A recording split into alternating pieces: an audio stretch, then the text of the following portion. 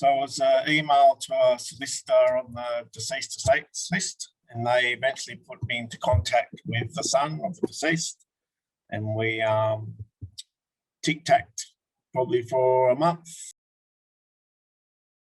I think he had 3 siblings. He lived in the Southern Highlands, so 2 hours away. Had a sister that lived in the city, and another brother who was sort of equally distant away. I think they were financially, they were all well off, so they weren't after sort of the big bucks. And it was an original house. Dad was a bit of a hoarder. They did clean it up a lot, but the ease of not having to worry about someone being there for agents and all that sort of stuff. We put in a rejuvenated kitchen. We kept the cabinets, put new faces on the doors and the drawers, new bench top. We gutted the bathroom, so a brand new bathroom. And there was, in the main bedroom and third bedroom, there were back-to-back built-in wardrobes. So we ripped those out and made that into an ensuite. And being an older house, the bedrooms were quite huge, so we're still able to then put built-ins in both those rooms. So yeah, we created that second bathroom, and pretty much stripped it out, polished the floorboards, repaint inside and out. I'd done it once by default. We bought an investment property, which ended up being from the bank. And it was sort of, they'd painted the walls, including the light switches and the power points with a roller straight over everything in nice mission brown. So we renovated that and put a tenant in it who, long story short, trashed the place, and we had to sell it, but we did make money on it. So 12 months later. So that was my first sort of insight, I guess, into it by default. And also my career, I've worked a lot in the aged care and retirement village sector.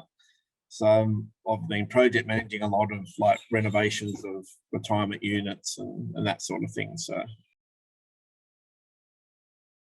we got it for $950, and then the bank ended up coming back with a valuation of 1.1. So we did quite well. I wanted to get my trade team together, check them out. Good learning experience on what things cost now, because prices have gone up. So I went way over budget, but it was a good learning exercise as well for the next one.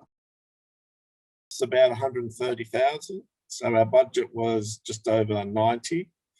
So yeah, way over budget, but we didn't budget for the ensuite. That was sort of a light bulb moment when we got back into the property. So and so we saved on some other areas. I think the profit margin, who knows where it's going to sell for, goes for auction on Saturday week. So the area generally seems to be holding their prices. So that'll be interesting to see. But because of sort of the feasibility was obviously based on 6 months worth of interest. So I think finishing it a little bit earlier, sort of what I might lose on the overspend, I'll probably gain back on the interest. So it'll probably be even out. I'm probably more conservative, so just knew that I had the loan there for 6 months. If it was a blowout for any reason, yeah, just that comfort knowing that still got the money partners and the loan there if we needed to extend it. So our feasibility was based on 1.3 million. Should be about 90,000. So it'll be about 4 months. I think it settled in April the 11th. So by the time settlement happens, yeah, it'll be just over 4 months. We've got a few leads already. I've just had a solicitor contact me last night, actually, from an email I sent back in April. So the system works. So now so this property was in Georges Hall. So because we know it so well now, we've changed tact, and that's my area of expertise. So so we've been letter writing in Georges Hall. And I've got one appointment lined up. They've just had a death in the family, so that's been postponed, but they're still keen to meet up with us. So So yeah, so there's two hot leads at the moment. So yeah, I probably would. It would probably mean giving up my job, which is sort of one of the end goals as well, to be able to manage both, knowing that in the end you'd have the profit margin that would look after that. So George's Hall is quite unique. I think it doesn't really matter how many bedrooms the properties have. They all tend to sell for the same price, which is quite unusual. This other one is actually at Kiama, so way out of the area.